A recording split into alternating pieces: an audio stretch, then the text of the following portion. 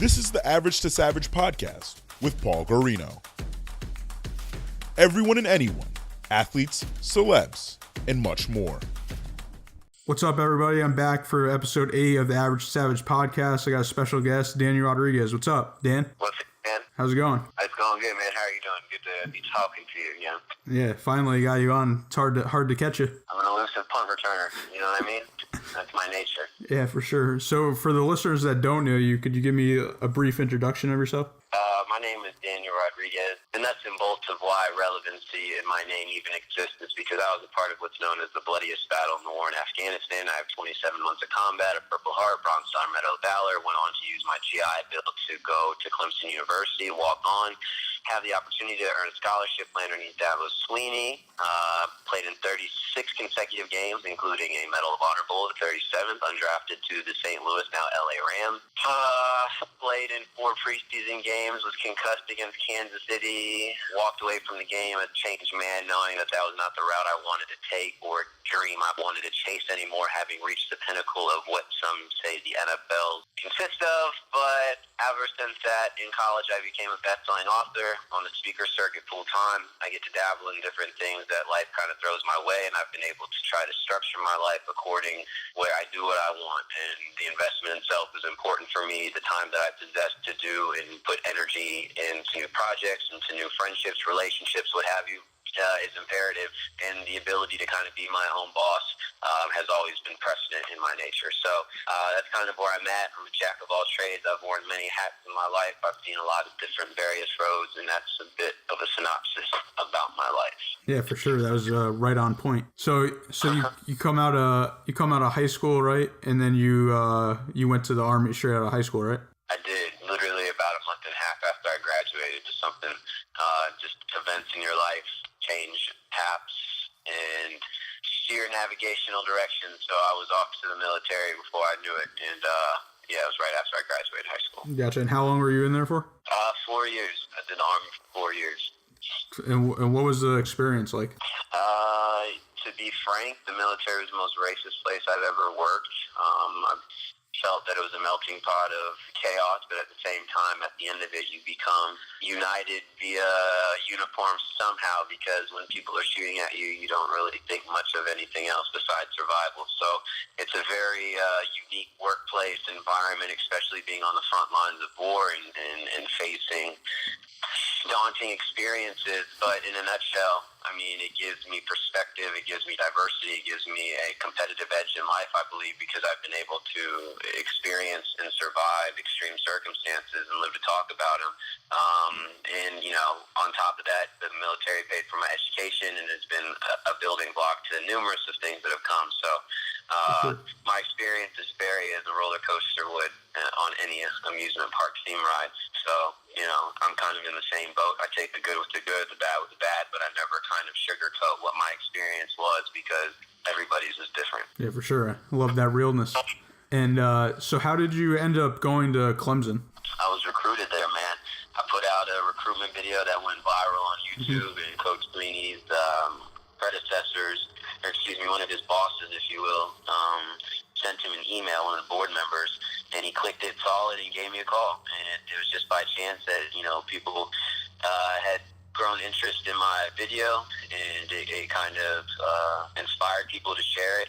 And Coach Sweeney was very persistent about getting me to go there. He was, on top of getting the transfer waiver, I was a non-qualifier coming out of high school, but I was 5 years removed. I'd already been in the military, so there was a lot of things that needed to go into play, and Clemson and Coach Sweeney were just, on top of it. And I just felt that this was going to be a place I could call home. And, I knew from early on that was where I was going to end up if everything worked out, and it did. For sure. And what was your experience like being at Clemson, not just as a football player, but as a student? It was a necessary experience, I would say, because, you lose a lot of yourself at war. You're in a unique position to come back to readjust to civilian life, and on top of that, have recognition as a war hero and playing for a top division school that's got national recognition.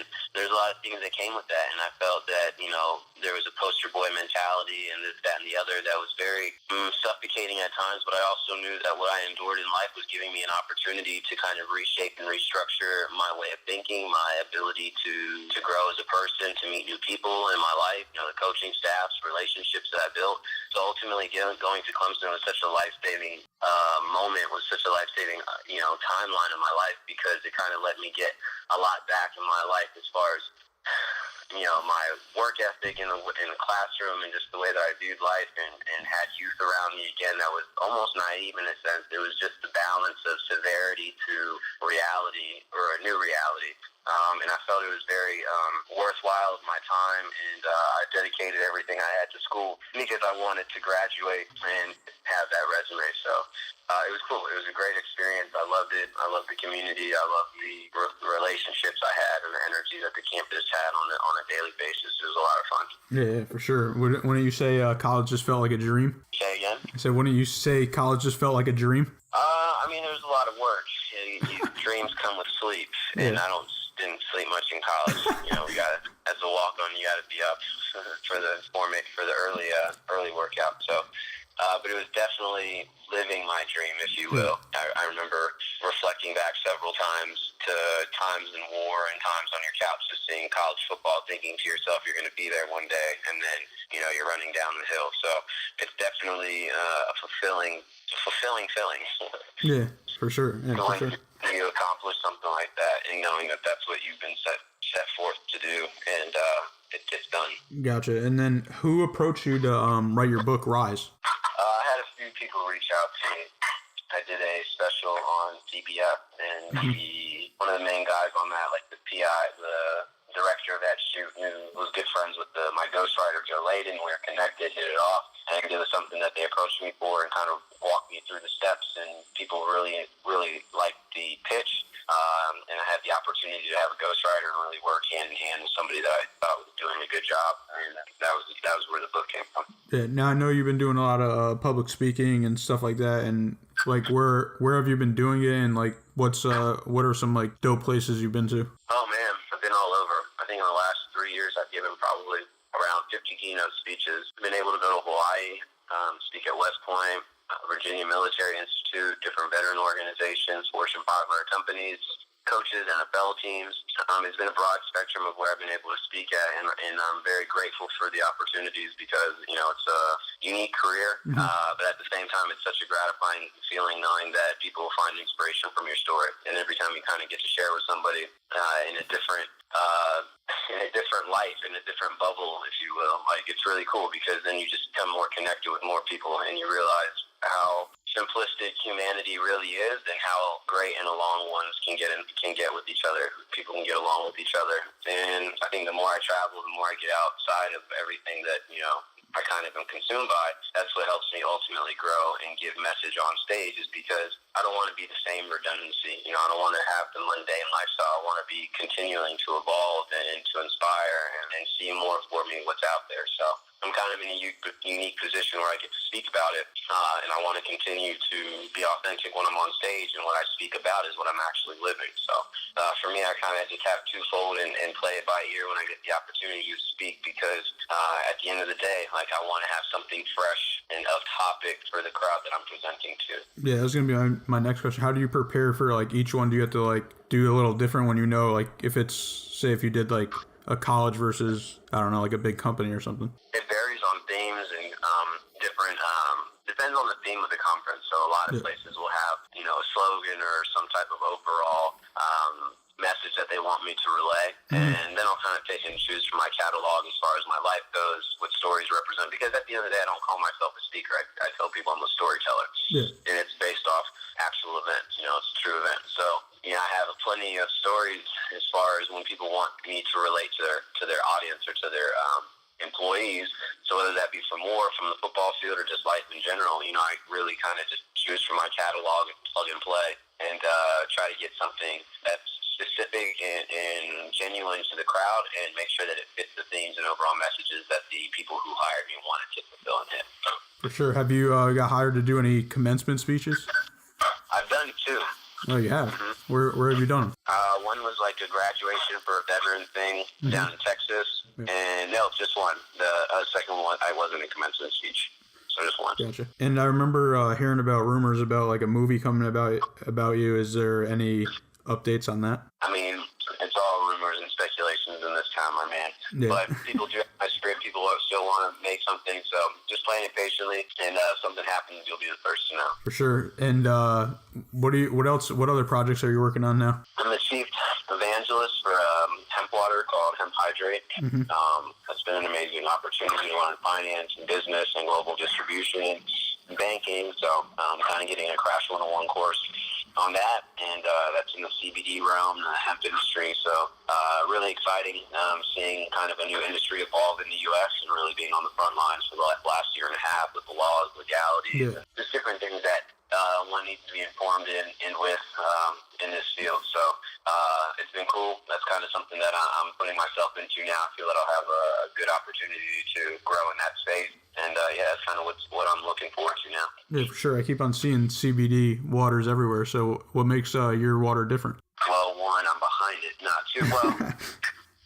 So we're not the first, but we have CBD on a molecular level. So this water, the CBD is broken down to the same size as a water molecule and infused through reverse osmosis.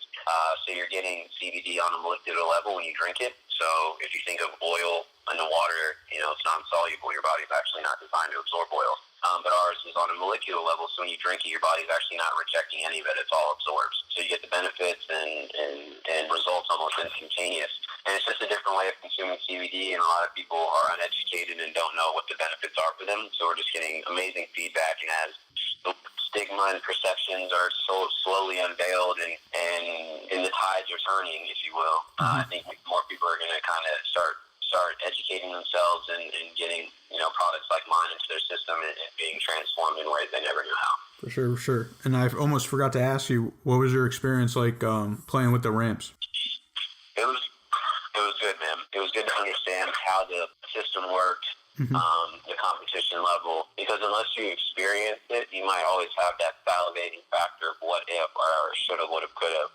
And being able just to get a glimpse of it, just a little taste of it, I had enough to know that even if in a perfect scenario I made a roster and played, I don't know if I want to do it for an entire life. Like, it's a grueling and gruesome sport. So it almost enlightened my outlook on football, and then also slowly let me push that ship into the ocean as it sailed off into the sunset, because it was almost letting it go. So I'm very grateful for the effort I put into football and had the opportunity in the Rams for giving me a shot to get a taste on that level, because, who doesn't want to be able to say they played in some NFL games? So. And what kind of advice could you give, like, an athlete or a person coming out of the military, like them finishing their careers, basically? I guess it would be two different answers. It's all mindset. Like, I feel, don't think of the military as a pinnacle. For me, I never thought it was going to be the end-all, be-all. I had moments, but after, circumstances in my military career, I got out knowing that I had to do something different. And I tell military people, don't think that you're special coming out. Like, don't try to boast about it. Just be who you are, and if you have a positive attitude and you want to go back and play sport, you have all the resources available to you. Tap into your GI Bill, and just go work hard. Like, the work ethic that you can put forward into whatever you're going after is going to carry over into habitual patterns for your personal life. So I just think that if you can kind of keep your mindset good, know that you have the opportunity to go back and play or use sport or use your GI Bill and go do it, because the road doesn't stop after the military. That's just only the beginning. For sure. And I seen, I think it was maybe last year, you were just playing like a little pickup soccer. Are you still doing that? No, man. I enjoy the game, but I turned the chapter on the athletic side of D-Rod and focused more on business, longevity, life, business, and kind of just self-reflect, if you will. So gotcha. You're still a workout warrior, though, right? Gotta be, man. Health and wellness is number one. For sure. All right, now I got some fun questions for you. I'm ready. All right, so who are your favorite sports teams and athletes growing up? Oh, everything DC. So all DC sports. Obviously, I've liked Ovechkin for like the last 10 years. Got to shout him out. Yeah. But even on the Redskins, like, I was a big Darryl Green fan growing up as a kid. Basketball, John Wall's my guy. I like John. So, but I also also did see Swaggy P like 2 weeks ago at the rooftop bar, and I did tell him, I was like, yo, when you were with the Wizards, I had your jersey. So that was cool. But yeah, man, DC sports. I used to be an Orioles fan growing up before the Nats came into town. And I switched back to 05. I admit it. I switched to DC, but I used to love Cal Ripken, Rafael, Palmeiro, fucking Win Roy's with his shit. So For sure. like where he got bought up by the Yankees. But yeah, but all DC area sports and stuff is what I grew up on. Did you get to talk to any of those teams? I did. The Redskins gave me a tryout, but I got signed to the Rams before I ever made it to their tryout. So you know, it was cool. No, I meant like speaking engagements. No, I have not spoken to any DC sports teams. No. Yeah, you got to link up with the Capitals now. I know, right? That'd be huge. After they just won. What's on your playlist? Bro, I go to Music Friday, Spotify, and just let it shuffle. Is anything? Anything, bro. If you don't put yourself out there to randomness, you'll only be defined by your routines. You gonna do the Drake in My Feelings challenge? No idea what that is.